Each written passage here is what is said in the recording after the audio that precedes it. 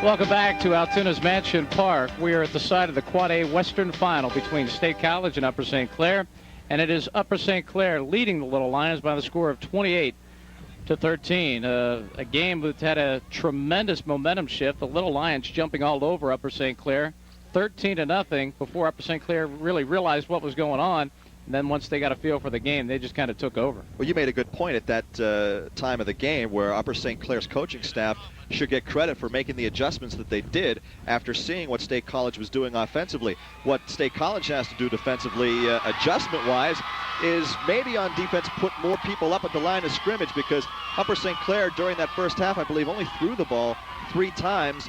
And stopping that running game is going to be the key in the second half.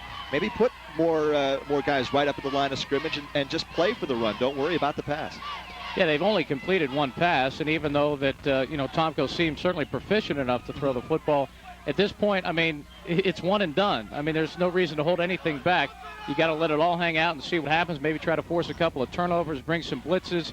Maybe take a page out of the Steelers playbook, bring some corner blitzes, just some things that Upper St. Clair couldn't have prepared for that maybe you haven't even done before, although that's when you're getting into shaky territory, when you don't want kids or expect kids to perform things that they haven't done before. So you're going to see State College, I'm sure, go with its basic package and just hope to execute better. Yeah, you can make all the adjustments in the world, but it comes down to execution. If you don't execute and you're getting beat off the snap of the football, it's not going to happen. They just have to remember that they can score.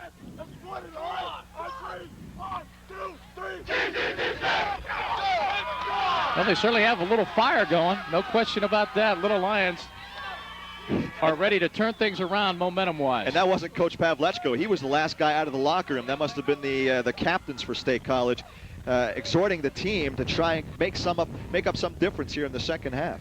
No, one thing I've been associated with Coach Pavlechko for a long time, and reminds me a lot of Chuck Knoll. Exactly the same after a 25-point win as he is after a 25-point loss. He's just always at an even keel. Tells the guys after a big win, okay, you got to worry about the next one.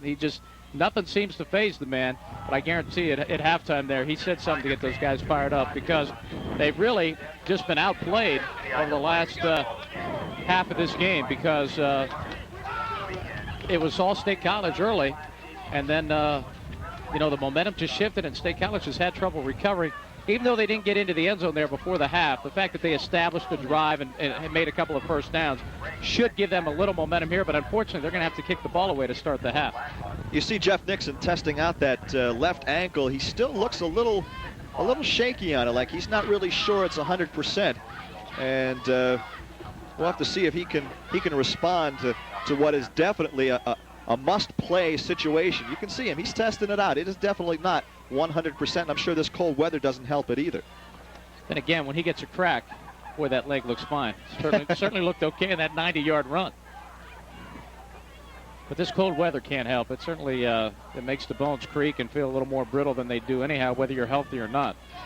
Going back to the start of the football game, Upper St. Clair deferred after winning the coin toss. At the time, it didn't look like a good decision because Upper St. Clair would give up 2 quick touchdowns, but now they score 4 and they get the football again. If they score on this opening drive, it could be lights out. So it'll be a big situation for the State College defense to try and prevent any sort of success on the way of offense for Upper St. Clair. Well, considering the deficit right now, State College can't go even up against this team right now. They're going to have to come up with a turnover, a big play. They're going to have to make something pretty dynamic happen to turn this thing around, because if they go toe-to-toe now, I mean, Upper St. Clair, with its ability to control the ball and run the football, well, they'll be content to run the clock right out and, take a 28-13 win. Captain's talking about the second half. Quarterback Mike McQuarrie saying, guys, why don't you defer? Why don't you go ahead and give us the ball in the second half? We'll take it if you don't mind, if it's okay with you. Sabo and Nixon out there with McQuarrie. I think you're looking right there at 3 Division 1A players on State College. All 3 of those guys have gotten a lot of interest from Division 1A programs with great players. They're going to have to suck it up here and see what they're made of, see if they can motivate the rest of the team and just get them firing on all cylinders. One thing, you don't want to leave anything out now. You want to let it all on the field. You don't want to have an ounce of energy left when this thing is over, because this is a dream. You don't get many opportunities to get into a state championship final. In fact, this is the farthest any State College team has ever gone before. Most wins in school history, 13. Yeah, it comes down to 2 quarters, 24 minutes of football for either one of these teams to advance to one final game. State College, a lot of upperclassmen on this team. This could be their final game. It is or they could have one left. It's a very senior-laden team. Both teams are. Upper St. Clair sprinkles a few juniors here and there, but for the most part, both of these teams are loaded with seniors, and they play like it. That's how you get to this point. So State College will kick it away. Eric Wagner will put his foot into the football, and he will be kicking to Zach Ellis and Ross Alessandro. And obviously the wind makes it imperative that someone hold the ball before you kick it, because it's not going to stand there on its own.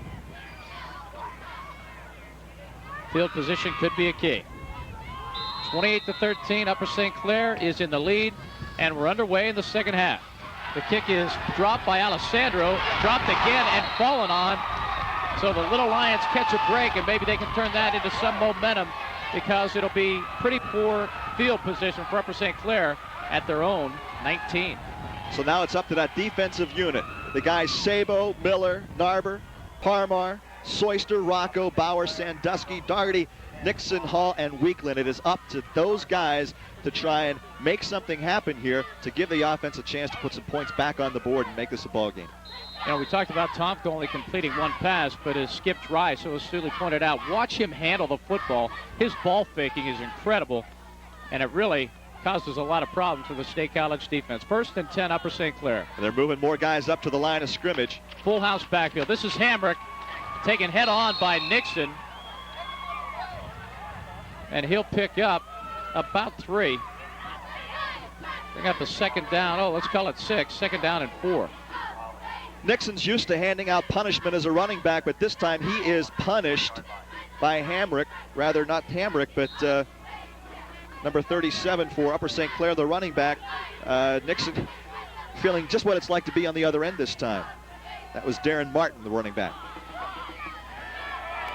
The eyes are in the back this time, behind Tomko. As Upper St. Clair now just wants to shorten this football game. The second back through is J.T. Render over the right side. He is stopped by Sandusky. Picks up about 2, and that'll be 3rd down on a long 1. Like the old cross-buck play, where Render comes from the other side with the misdirection. Hot chocolate, the drink of the day here at Mansion Park. Great day to put your lips on a cold metal instrument, isn't it? Oh, yeah. What I'd like to be doing out there. 3rd down 1 for Upper St. Clair. Be huge if State College could come up with a big stop here. And the second back through is Ellis. He has plenty for the first down over the right side. Parmar there with the stop, but not before Ellis has a first down across the 27-yard line. This is just coming down to a win along the line of scrimmage as Ellis picks up 3 or 4 yards before he's even touched the Upper St. Clair offensive line, just blowing the Little Lions off the line of scrimmage, allowing a pickup of a couple of yards before they can then drag a defender a few more yards. It's that control of the line of scrimmage that allows them to do all that misdirection in the backfield.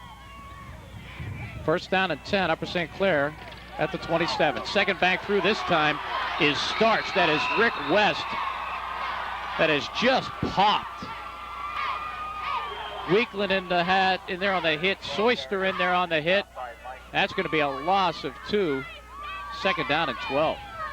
That's the second or third time they've tried that little crossbuck. We have a flag on the play as well, and it's holding the call against Upper St. Clair. So whether or not they'll take the loss of yardage and the down, or they'll take the loss of 10 yards on the holding, we'll have to wait and see whether State College will accept the penalty.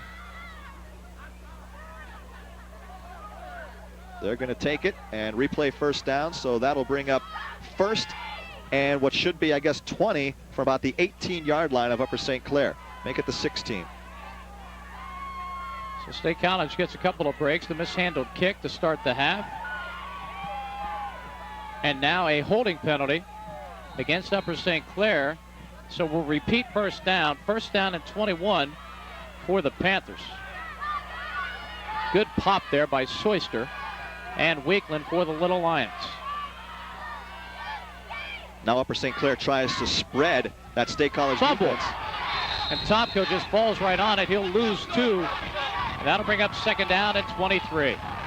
Looked like a pass was in the offing there for Upper St. Clair as Tomko just kind of stepped back from scrimmage before he had the football. The wind picking up definitely behind the back, though, of Upper St. Clair and quarterback Mike Tomko.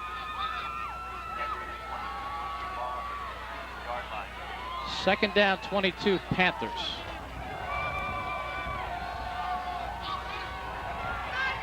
Tomko's the junior quarterback for Upper St. Clair. The give is to the first back through. Martin, I believe. No, it's Hamrick. He'll pick up 5. He's out across the 20 to about the 21. Sabo and Miller there to make the stop. That brings up third down and 18 for Upper St. Clair. And Hamrick just keeps driving, keeps those legs moving. Gets out across the 20-yard line, but it's still third and long. Hamrick is definitely a tough kid. Joe Vivano is split wide to the left. The eyes are in the backs are in the eye behind Tomko. Ellis over the right side. Weakland knocks him out of bounds, well short of the first down. But not before Ellis gets out across the 34 and will spot it there. That'll bring up fourth down and 5 yards for Upper St. Clair.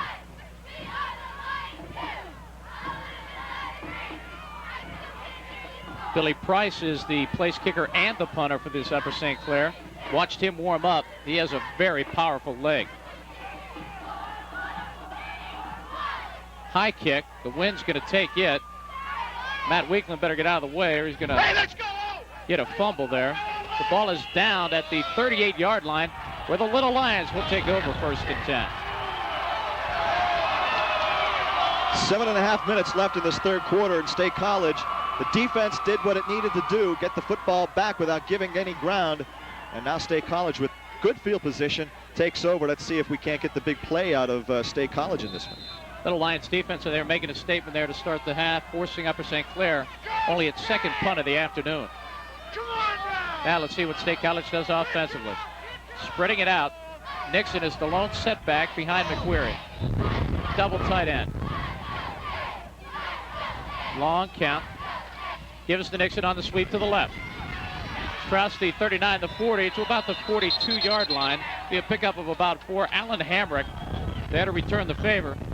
Nixon popped Hamrick a little bit ago. Now Hamrick's popping Nixon. And Nixon wanted the corner there.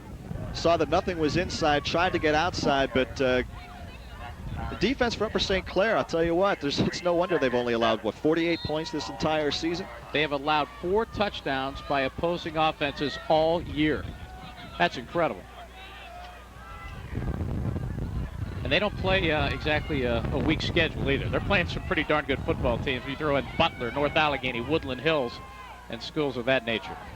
2nd down and 7 for the Little Lions. The wind is just whipping up out on the turf at Mansion. McQuarrie, the fly pattern. Colte can't run under it. Do I see a flag? Yes, I do. A flag has been thrown. And let's see what the call is. I'm not seeing the... well, you have better eyes than I do. Maybe I just... I don't see a flag. Upper State College offensive coordinator down there was calling for the interference or some sort of penalty, but he waved a yellow hanky in his hand. That's what I saw. That's what you saw, but those guys don't get to call the penalty. No flag on the play. Incomplete pass. 3rd down and 7. Big 3rd down here for the Little Lions. Here's Nixon coming right at you in motion. McQuarrie straight back to throw. Looking left, stepping up. Flushed out of the pocket, now has time. Reverses his field, goes back again, but he's going down. No, he's not. Still on his feet. Now he has to get rid of it, and he does. The pass is incomplete. Intended for Karish. But boy, did Hondro just hassle McQuarrie for within every inch of his life. McQuarrie is showing a great deal of escapability back there. I thought he was going down more than once. Well, McQuarrie is not a small quarterback either. He's very strong, able to get out of the grasp of Hondru. Sets himself up, but the pass just not on the mark, and the receivers not coming back as well as they should have to try and help their quarterback again. That's the danger about being behind. You're going to have to throw the football, and in these conditions, that is just not easy to do. This is Bobby Bauer set to kick it away. Good snap and a good kick. That'll push Ellis way back. The ball will go out of bounds.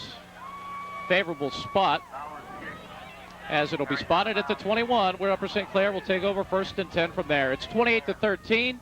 Upper St. Clair out front. We'll be back with more right after this.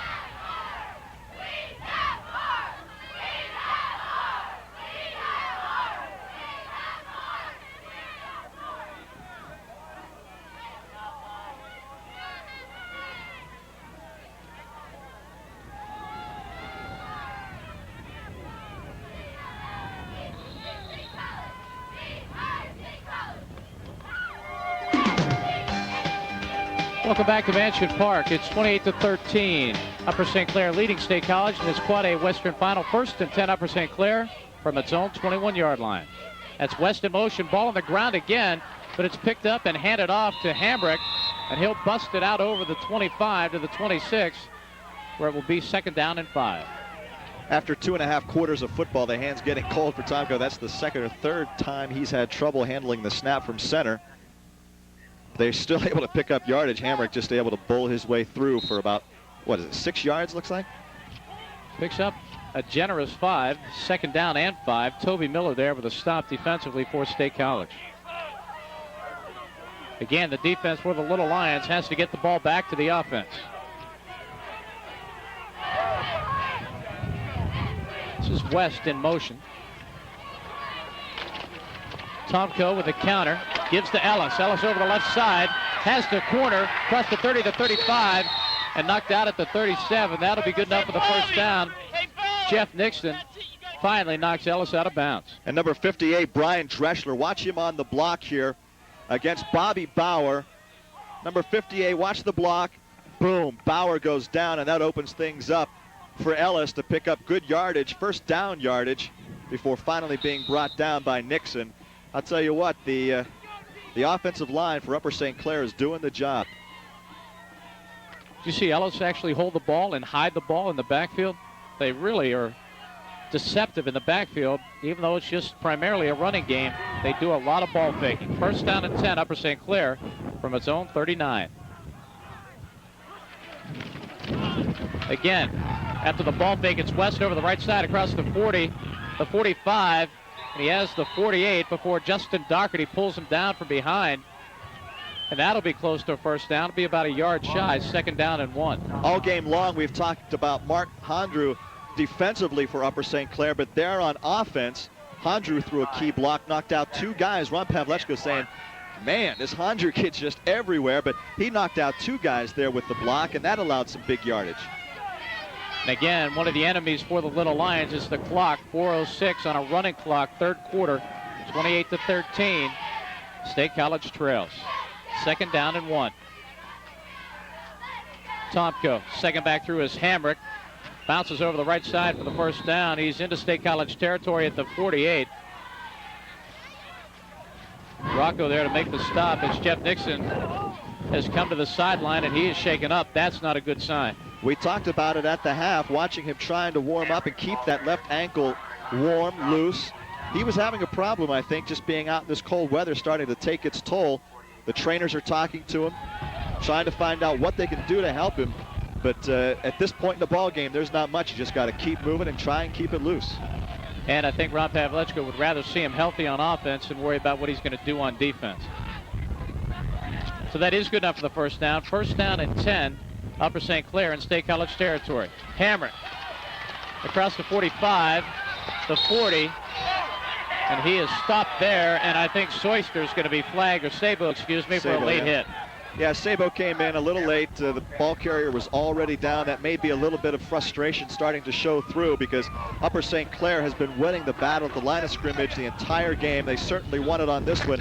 Let's see. We're going to see how late he comes in. It's going to look even worse in slow motion. Yeah, it is. But he'll go down and boom. Yeah, that's and it may not hit. have even been so much the late hit. It may have been the spearing of the helmet that they thought was a little too flagrant. I imagine Sabo had the momentum where he probably couldn't stop anyhow, but he could have tried to lessen the blow as opposed to stick the helmet right into him. You see Jeff Nixon again trying to keep the ankle warm. You know, Marta Canitz, the backup for Nixon at running back, we could see him come in and not a bad running back. 3 touchdowns rushing in that first state playoff game over at South Stadium against, I believe it was Alderdice. So that's another first down for Upper St. Clair. They're at the State College 24. This is Ellis over the right side, a lot of room across the 20, and he's dragged down there. Sabo there with a stop along with Toby Miller. Now we're getting to the point, Paul, where State College's defense has to come up with a big play. They need a turnover because the running backs for Upper St. Clair are picking up big yards, 5 yards on 1st and 10, brings up a 2nd and 5 on this particular play. But now that it's down to the 20-yard line of State College, they need to come up with a turnover here and now. And not only can they ill afford to give up more points, they can't let the clock just continue to run. 2:32 on a running clock, third quarter, second down and 6 for Upper St. Clair. First back through this time, that's Hamrick. Down to about the 16. That'll be well short of the first down, bring up about a 3rd and 2. And not only is this drive eating up clock time, but it's also keeping Nixon on the sideline as that ankle just continues to tighten up. You look at the Upper St. Clair coaching staff over there. They came in expecting to win big. They're leading by 15 right now, but I got to believe they were surprised the way this thing started. They had to come up with some big plays to come back and take a lead in the second quarter. Minute 47 on a running clock, third quarter. It is 28-13 in favor of Upper St. Clair, and they have the football. Ellis over the right side, big hole. He's across the 15 to about the 11.